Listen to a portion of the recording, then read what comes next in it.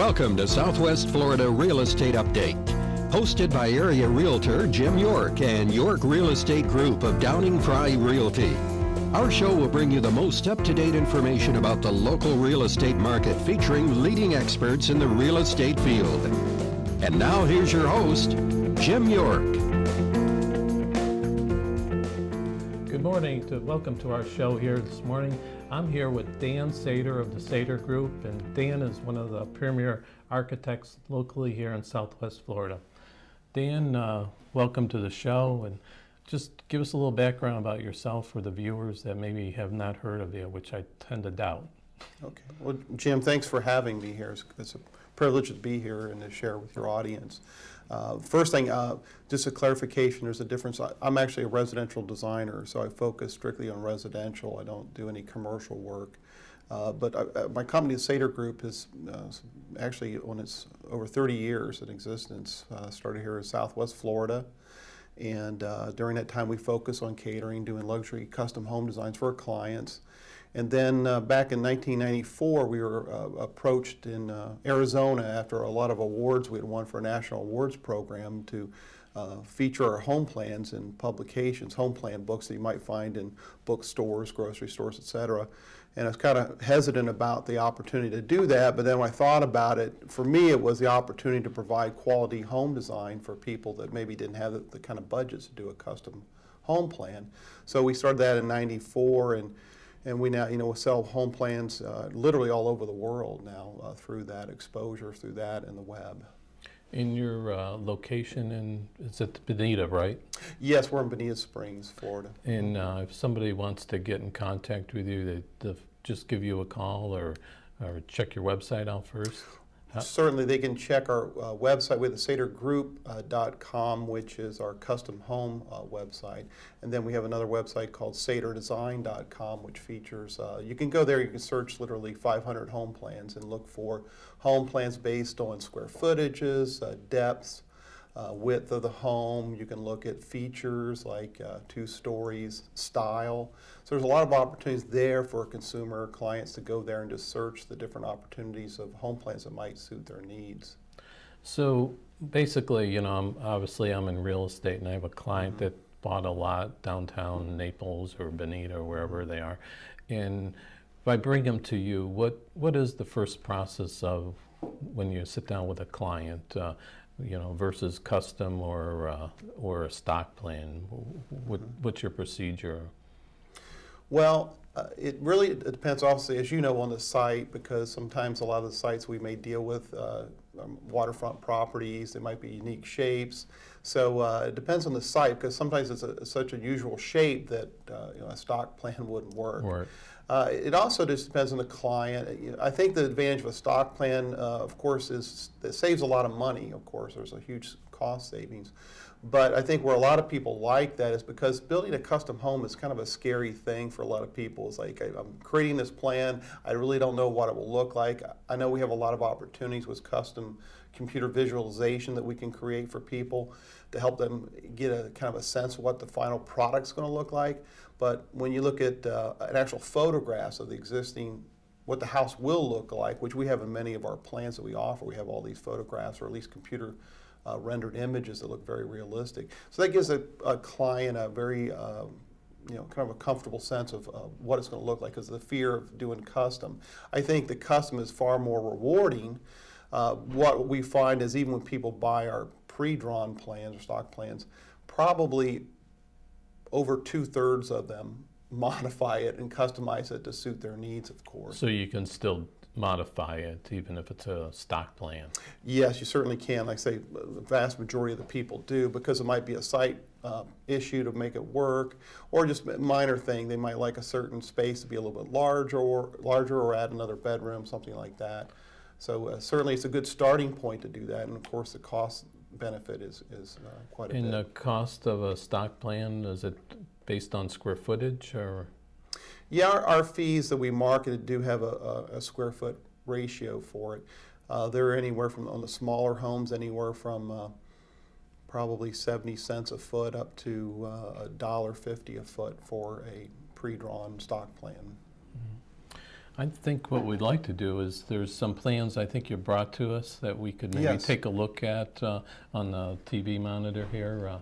Maybe tell us a little bit about this one, Dan. Well, this is a custom home we did for a client locally.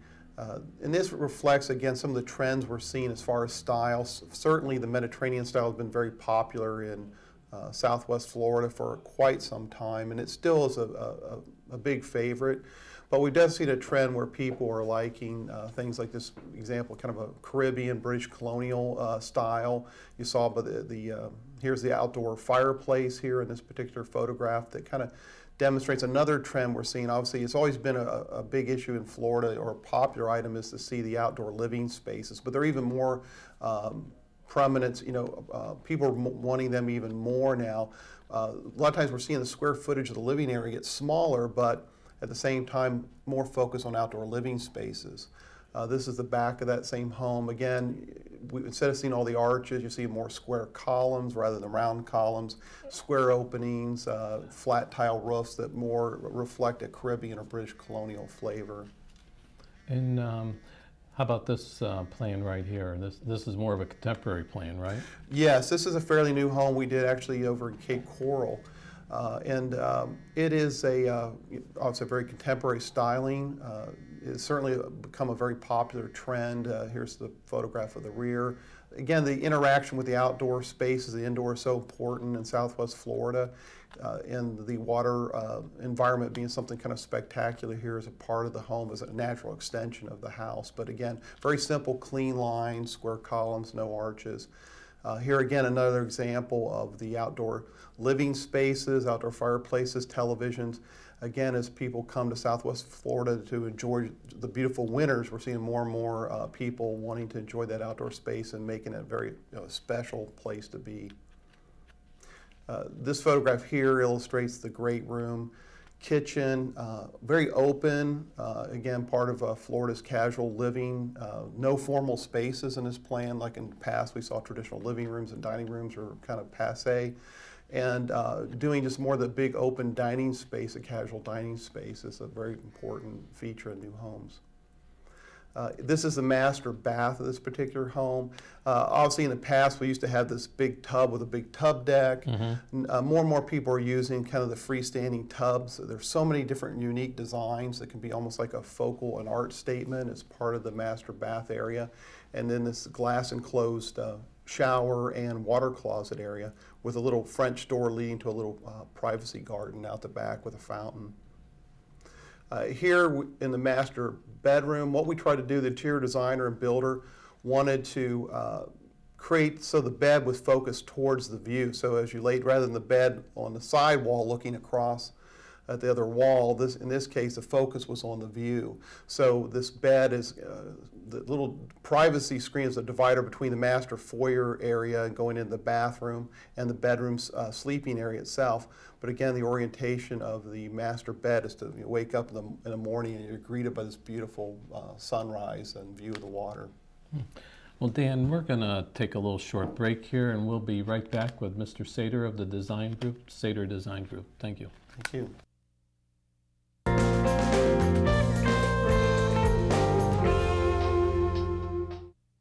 Selecting the right realtor is a critical decision that can earn you thousands when selling.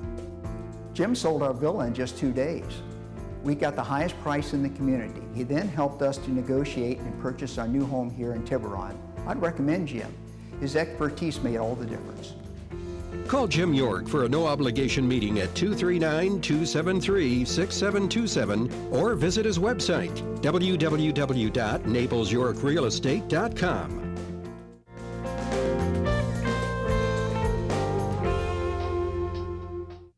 Dan, let's just start with a client comes into you and we're sitting down at the conference table, and where do we really start? What conversation do you start with them? Well, I think the most important thing working with a client is to understand the things that they want to see in the home. So what I try to do is get as many questions from them, as much information, so I kind of get inside their head to understand the things that they like. I had one client that would show me photographs, and she would give me 10 images. 8 were of images of things she didn't like, and 2 were of things that she liked. But again, that helped me to get an understanding of what appealed and did not appeal to the client. So it's real important to get an understanding.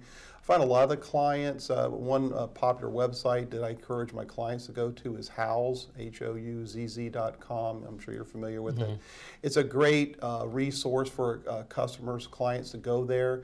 They can create their own, almost like a Pinterest for architecture, for home design. So they can go there, they can select or search by certain styles of architecture, by rooms. So I encourage them to create kind of a, almost like a clipboard, so to speak, of different things that appeal to them. It's very helpful for me because, again, I'm trying to get this understanding of what they want.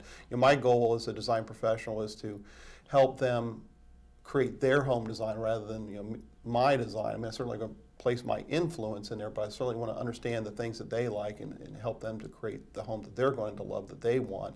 I think it's also important to understand about the makeup, of who's going to live in the home. Is it a couple? They're going to have occasional guests. They have children living in the home. How do they use the home? Do they like to entertain a lot, or they like to keep kind of quiet to themselves? So all these things to kind of get an understanding of their lifestyle and how they would use the home, because it wouldn't make sense to create spaces that aren't really used by them. And so it's real important to ask a lot of those kind of questions as we go through that process. So once you kind of get an understanding of what they like, we like to do a lot of research about, obviously, the site itself. And as you know, in Southwest Florida, so many different restrictions, so many different communities. Right. And there's so many issues. So there could be standard setbacks, height restrictions in some communities. Then if you're in some kind of a gated development, there are other restrictions that might be there as well in addition to that. So there might be a requirement of a certain style of architecture that may say the style has to be Mediterranean, or a style has to be one of these 3 styles. So to research all that information, to make sure I have that information as we move forward with the design. And even issues that you might find that, especially like a waterfront property, it could be within certain types of flood zones. It could be within a velocity zone, which deals with tidal surge and wave action. So it's important to understand all those constraints on the home design before we move forward, because again, you could create a design and find out that's not going to work because of those site restrictions. Do you send out an email with like a little information packet before you meet with them, or do you meet with them right up front to get at least square footage they're looking for, or et cetera? Well, yes, we do have a questionnaire sheet. Yes. Right. So it asks certain questions like that about square footages. What I like to ask too is for the dining room, for example, how many people do you see that you're going to seat in that room? Not so much the size of it, but how are you going to use those spaces? What I find a lot of times, people will design a home around some seminal event, like once a year holiday, and so I got to seat 12 people in this great room, and so that's fine. But in reality, most of the time, it's only going to be maybe 2 or 4 people living in that space. So it's important to understand how they use it, and not to avoid that issue of designing around certain once a year or twice a year events like that. So you can create, by open flowing spaces, you can borrow from one space to another that can accommodate when you have events like that. So it's all that process of going through with a client. I think a lot of times clients tend to get hung up on certain issues or things that they think they have to have. But when you talk them through it about the pluses and minuses about it, then maybe because sometimes we have these kind of pie in the sky. I remember a client came to me once, and he had this 5-page list of things he wanted, and then he said at the end of it, he called out a certain square footage that was totally impossible to do. Yeah, to do. So I asked, do you want this list, or do you want this square footage? So that's a process of working with the client. Of sometimes they have unrealistic expectations, and kind of talking them through that, and then even. Again, like I said earlier, is it something really important? Do you think you want it, but are you really going to use it based on the way you currently live or will live? One complaint, never against you or anything like this, but one complaint I've had over the years is that a client goes to an architect and the house ends up being a lot bigger than what they anticipated. And then the cost obviously is a lot more. So how does our viewers, if they go to an architect, how do you avoid that problem? I mean, because You probably, I mean, you're just telling me up front, you're telling them I can't have all this. I'm not sure, nothing against other people or anything, but I'm not sure everyone understands that, because they, you know, once you got the plans designed, it's tough to make it smaller, really. Oh, definitely. Definitely, Yes, right? yes. It's easier to make it bigger, but it's harder to make it smaller. Right, and that's the thing of truly understanding their expectations. Sometimes their expectations aren't, you know, valid. Realistic. Yeah, right. realistic. Thank you. Exactly, you're right. And so that's the thing, and a lot of, I think we all think we're smarter than the next guy. You're I think right, we always yeah. figure, well, I got someone I know, I get a source for this or that I know I can get a better price, or somehow, you know, I'm somehow able to get a better deal than what everybody else is. So again, it's just not totally realistic. So it's important that I, again, understand the client. I encourage them to talk with some builders if they haven't selected a builder yet. I think it's so important to not just a design professional, but also some potential builders, and then get an idea of what current square foot costs based on their particular Right. home they're thinking of building. So it's important to have that. That happens all the time, though, because again, you start with a process. We start with a budget. Right. Then we get excited through the process, Yeah. and we say, "Oh well, let's add this and let's add that." And so, well, this is only 2,000 here, and it's 3,000 here. Right. And then the next thing you know, the home design's completed, and it's, you know, That's 100,000 or 200,000 or more over budget. So that's always a real problem. I try to educate the client along the process. I sometimes feel like I have to be the bad guy and say, "Hey, remember our budget here." And so that's always a challenge in doing a custom home design, to watch that, to kind of control that impulse to want to add things. Because you're right, it's nothing worse to go through a whole design process and develop, you know, tens of thousands of dollars into a home plan to Right. find out that you can't build it. And just tell our viewers a little bit, you always start with the floor plan first, because a lot of clients I've had are always focused on the elevation. Yes. And I always tell them that, you know, you start with the floor plan first. You can make any elevation you want, just about, right? So Usually. maybe just elaborate a little bit on the floor plan process. You know, and when do you do the electrical plan, or, you know, lighting, or how does that fit into your cut plans? Well, I mean, the saying is that form follows the function, and so it's important to work out, you know, how we want to use the space. So, like we talked about earlier, the site right. constraints and Right. then the needs of the client.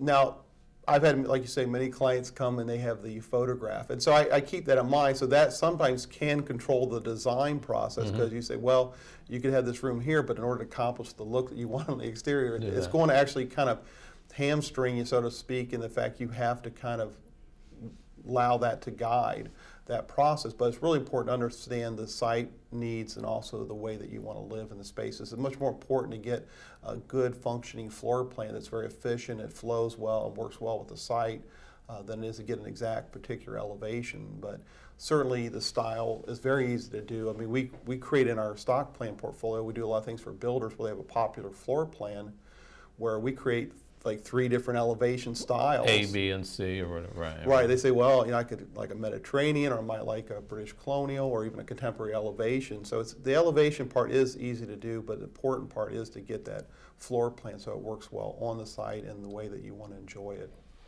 Dan, we're going to take another short break, and we'll be right back. We're going to be right back in 1 minute with Mr. Sater, and we're going to talk about trends in the market here.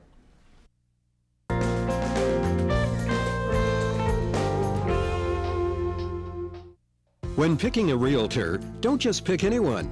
Pick someone with experience. Pick someone with a proven track record. Pick a realtor like Jim York from Downing Fry Realty, the #1 brokerage with the most real estate transactions in the area. My husband and I had very specific ideas about what we wanted in our new home. Jim York was able to help us find the home that was ideal for us. With over 20 years of real estate experience in Southwest Florida, Jim York has negotiated over $200 million in sales contracts. Selecting the right realtor is a critical decision that can earn you thousands when selling or save you thousands when buying. Jim also helped us with a mortgage lender and a good real estate attorney.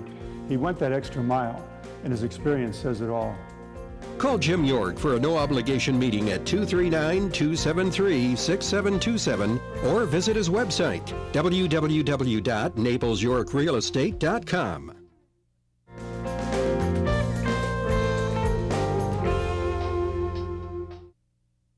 welcome back. Dan, let's talk about trends in the marketplace here. I see a lot of new styles coming out. The Mediterranean, I think, I don't know, it's out or it's kind of done its run here, and now people are going to different contemporary or transitional, are they calling it transitional designs? So let's go back to the plans that you showed us earlier on the show and take a look at one of those. So what kind of plan is this? What would you call this plan? Well, again, as we earlier, this is kind of more what I would call a Caribbean, British colonial style. What you see is a little steeper roof pitches. You'll see accents like shutters and devoid of all the arches. And that's the thing about Mediterranean that we've done here in Southwest Florida. And even that's kind of a transitional Mediterranean style, but it's like people can't get enough of the arches. So, but it's nice to see something more clean lines. An example like this, the flat tile roof here made it look kind of like a slate look. And the dormers, again, a little more of a classical flavor to something a time gone More past. square, right? Yes. So does that bring down the building costs when it's then more square than it does when you have all the angles going, or not? I think there's some cost benefits to going. Obviously, with all the angles, it creates more outdoor wall space. So Right. and also complicates the roof lines at times. So that certainly can add to the cost. So yeah, simple structures certainly do simplify building costs. In the next area here we have is the outdoor fireplace here. We also want to look at the elevation of the other plan that we had. Right, this is more of a contemporary look, right? Correct, yes. And again, this is something very, more recently becoming very popular. People want to see, again, something very simple, very clean, uncluttered, reflect more of a casual lifestyle living. And but usually a stucco, maybe some stone accents. In this case, had like a metal tile roof, and but very simple straight lines, very crisp looking architecture. And where are you seeing the trend in 2 stories versus 1 stories with the older population here coming to Southwest Florida? Well, for a long time, I think in Southwest Florida, vast majority of homes were 1 story. Right. I would say over 80% in the past to 20% 2 story. But of course, as land costs go up in newer developments, land is more of a premium. So we're finding that with a smaller home site, we have no option but to go up. Right. What we try to do with our designs, though, is create it so that the master and all the living space is on the main level, the study, with the guest bedrooms upstairs, so that, again, as far as day-to-day living, the main 2 residents of the home kind of live in that one level. And that upstairs level is kind of efficient in the way that if they're not being used, they can kind of close it off, and so it's not, don't have to maintain it. Another thing we're seeing also is important in the design as we're doing more 2 stories is to incorporate an elevator, a residential elevator, or at least a space for that, so that in the future, if the health of 1 or 2 of the couple, the owner, might require that to get upstairs, and that elevator can be incorporated either later on or initially into the design of the home. And how are you incorporating energy efficiency in homes today in your architectural designs? Well, I think, of course, energy efficiency is always a concern, a goal to reduce the energy consumption, because homes do, all buildings take up a large portion of the energy need in America. So by reducing the energy need of the homes is very important. So we do a lot of things like, we try to incorporate things like spray foam insulation.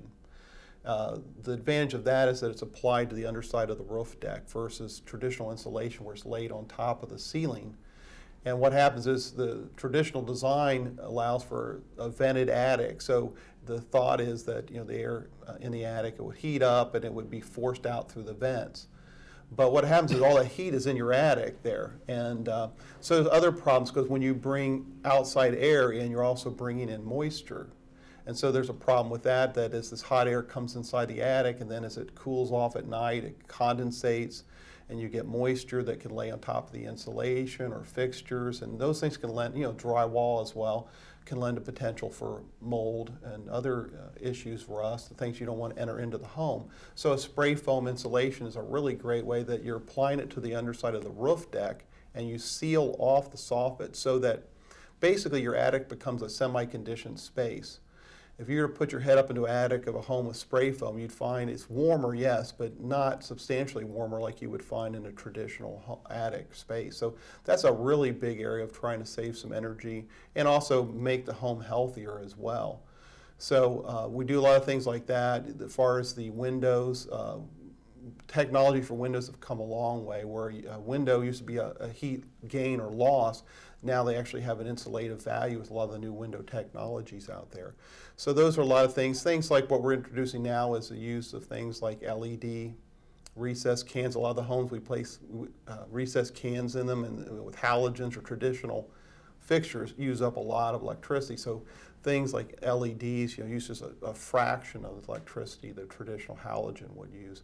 So there's a lot of things like that, even in the design of the home, of how it flows, cross ventilation, things like that. And when the weather's nice, there's more opportunities that you would leave the home open, maybe not use the air conditioning for an extended period of time.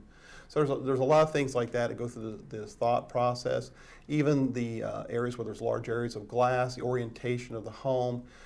If you have a southern exposure, to create a heavier overhang in those areas. So all those things are a factor as far as we go through that design process to maximize energy efficiency. And there's so many different things of technology, whether it's air conditioning, solar still is pretty expensive, but certainly a solar hot water heater is a very economical and a quick payback way to kind of reduce the kind of energy footprint of the home. We have about 30 seconds left on that solar hot water heater. Do you have to put it on the roof, the solar panels, or? Yes, you have to put a panel on the roof for that, with preferably a southern orientation. And what is the other hot water heater that they have out there? There's like kind of a tankless That's units right, the that we have, and right. so those the electric is not quite as efficient. The gas units are a lot more efficient. And so there's kind of both ways. Some people think it's better, and some people don't. So there's kind of a mixed response on that right now. Well, Dan, I appreciate you coming, and I've learned a lot, and I think our audience has learned a lot. And if they're in need of a custom home or a stock plan, I hope they give you a call. Okay, Thank great. you very much. Jim. Thank Thanks you for having me.